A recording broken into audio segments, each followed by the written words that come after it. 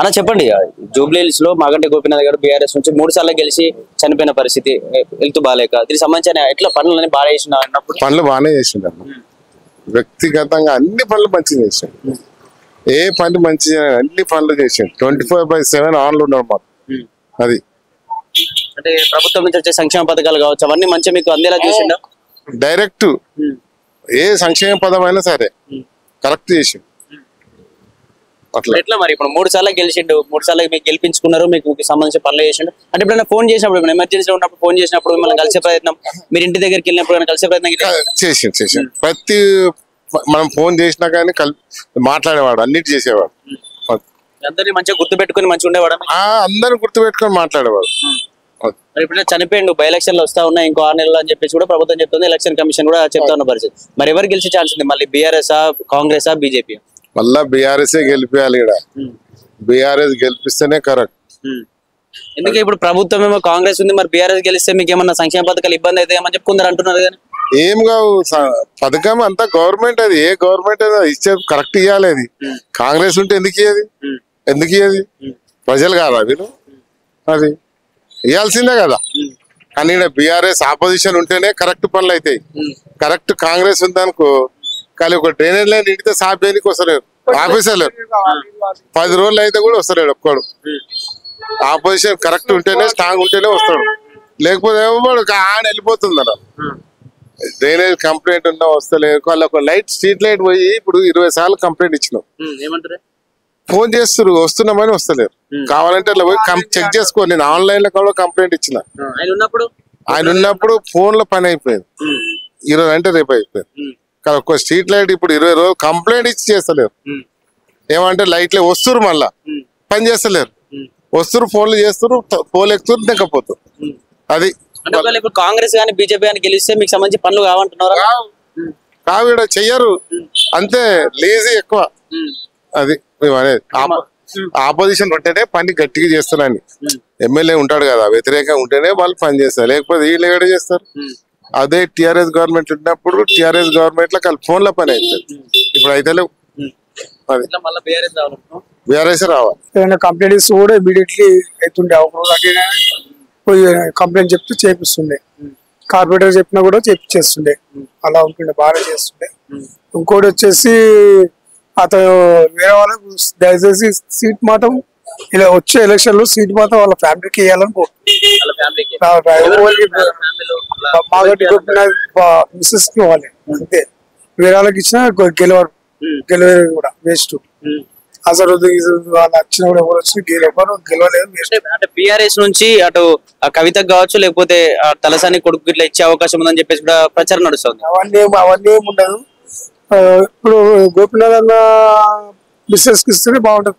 సానుభూతి వేస్తే ఆమె కూడా పనులు చేపిస్తుండొచ్చు. వాళ్ళ ఆయన పేరు నిలవటానికి ఆమెకి ఇస్తే కరెక్ట్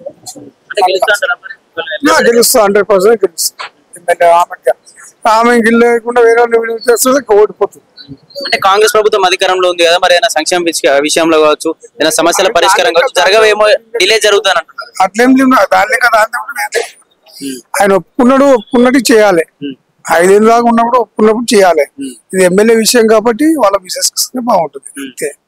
వేరే వాళ్ళు ఇస్తే వాళ్ళకి గెలవలేరు, గెలిచి వేస్ట్. అంటే ఇవాళ ఇస్తే కూడా బీఆర్ఎస్ నుంచి చేయాలంటారా? బీఆర్ఎస్ నుంచి అంటే బీఆర్ఎస్ నుంచే రావాలి. ఎమ్మెల్యే భార్యనే రావాలి అంతే. ఎవరు మన గోపీనాథ్ గారి భార్యనే రావాలి. అంటే వేరే పార్టీ గెలిస్తే ఏ పార్టీలో కూడా రాదు. ఆమె నిలబెడతారు అంటూ ఆమె అదే ఒకళ్ళు నిలబెట్టిన తర్వాత కూడా గెలవకుండా కాంగ్రెస్ లేకపోతే బీజేపీ వాళ్ళ గెలిస్తే మరి మీకు సంబంధించి సమస్యలన్నీ పరిష్కారం అయ్యే ఛాన్స్ ఏమన్నా? అయితే వాళ్ళు చేయాలి. మేము కూడా ఓటు వేసినందుకు, ఓటు కాకున్నందుకు ప్రతి ఒక్కరు అడుగుతాడు, మా పని ఎందుకు కాలేదు. ఓటు వేసిన హక్కుకు కంపల్సరీ అడగాల్సి. ఎవరు గెలిచినా ఓడినా వాళ్ళని మేము అడగే హక్కు మాకు ఉంటుంది. మీరు మా మీద చెప్పిరు, వాళ్ళ మీద చెప్పిరు కాదు, మేము ఉన్నమాట చెప్తాం, మనసులో ఉన్నమాట. మాగంటి ద్వారా చేసిన పనుల వల్ల ఆయన విశ్వాసంగా ఉండే చూసుకొని చెప్తున్నాం. వాళ్ళ మిసెస్ కు రావాలి అని చెప్పి కోరుకుంటున్నాం. అది అందువల్లే వాళ్ళ మిసెస్ కు రావాలని కోరుకుంటున్నాం. అవును, పని మంచిగా చేశారు, మంచిగా ఉన్నది గోపీనాథ్ సార్ కూడా.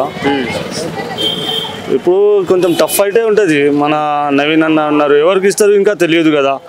కాంగ్రెస్ నుంచి నవీన్ అన్న ఉన్నారు, మన జుబాయ్ ఉన్నారు, ఇక్కడ మన టిఆర్ఎస్ నుంచి కూడా విష్ణు అన్న ఉన్నాడు, చాలా మంది ఉన్నారు. ఇంకా చెప్పలేరు కదా ఎవరు విన్ అవుతారు. ఇంకా సీట్ ఇస్తే ఆ తర్వాత మనకి అర్థమవుతుంది ఎవరు పవర్ ఎక్కువ ఉన్నది, ఎవరు ఏం చేస్తారు ఆ తర్వాత. అంటే గోపీనాథ్ గారు ఉన్నప్పుడు మంచిగా పనులు చేసిండు, ఎందుకంటే 3 సార్లు గెలిచిండు కాబట్టి మంచిగా అందరూ ప్రజలు మెచ్చే విధంగా పనులు చేసిండు. మంచిగా చేశారు, దానికి ఏం లేదు. ఏమంటే మొత్తం రోడ్ కూడా మంచిగా పని చేశారు. ఏదైనా ఉంటే అవసరం ఉంటే వస్తారు సార్, ఎక్కడైనా పిలిస్తే కూడా, దానికి ఏం లేదు. ఎట్లా ఇప్పుడు వాళ్ళ ఫ్యామిలీకి ఇస్తే ఓకేనా మీకు? ప్రజలు ఇక్కడ ఉన్న ప్రజలకు కావచ్చు, బీఆర్ఎస్ పార్టీ ఫ్యామిలీకి ఇస్తే ఫ్యామిలీకి ఎవరు తెలియదు కదా, ఆమె భార్య ఎవరు, కొడుకు ఎవరు. కొడుకు ఏదైనా వస్తారు, ఢిల్లీ వస్తే ఎవరికి పరిచయం ఉంటే ఇస్తే అవుతుంది కదా, ఎవరు తెలియదు కదా, ఎవరు కొడుకు ఎవరు భార్య మనం చెప్పలేము కదా, అదే ఉన్నది. ఇట్లా ఇప్పుడు కాంగ్రెస్ నుంచి ఎవరు ఉన్నారు, మరి బీజేపీ నుంచి ఎవరు ఉన్నారు? బీజేపీ నుంచి లంకా దీపక్ అనే పేరు వస్తుంది ఇప్పుడు, అది ఉన్నది. మన కాంగ్రెస్ నుంచి 2 నేమ్ వస్తుంది ఇప్పుడు, మన నవీన్ అన్న, ఒక అజ్జుభాయ్, ఇంకా ఒకటి ఫిరోజ్ ఖాన్ అని చెప్తున్నారు, ఇంకా తెలియదు ఎవరికి ఇస్తారు ఏమో తెలియదు. అంటే ఎవరు గెలిస్తే బాగుంది అనుకుంటారు? ఎందుకంటే బీఆర్ఎస్ పార్టీ ఆల్రెడీ 3 అధికారంలోకి వచ్చింది, 3 సార్లు కూడా 3 సార్లు ఎమ్మెల్యేకి మాగంటే గెలిచిండు. అయినా పార్టీ ఏమైనా మారితే బాగుంటుందని అనిపిస్తుందా?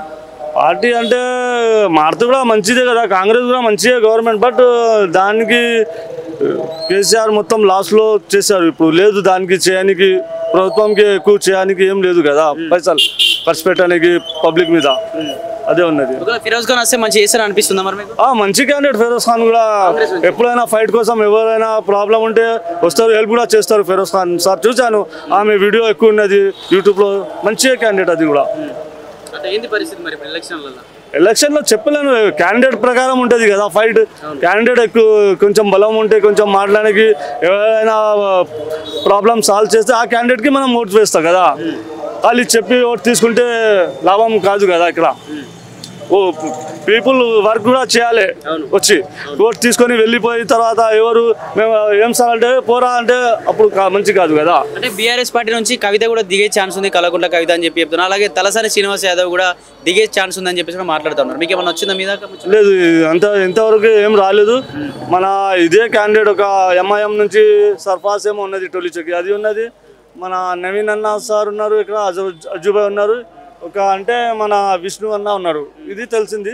ఇప్పుడు చెప్తున్నారు మన గోపీనాథ్ వైఫ్ కూడా ఇస్తున్నారా లేకపోతే కొడుకుకి ఇస్తానని చెప్తున్నారు, ఇంకా తెలియదు ఎవరికి.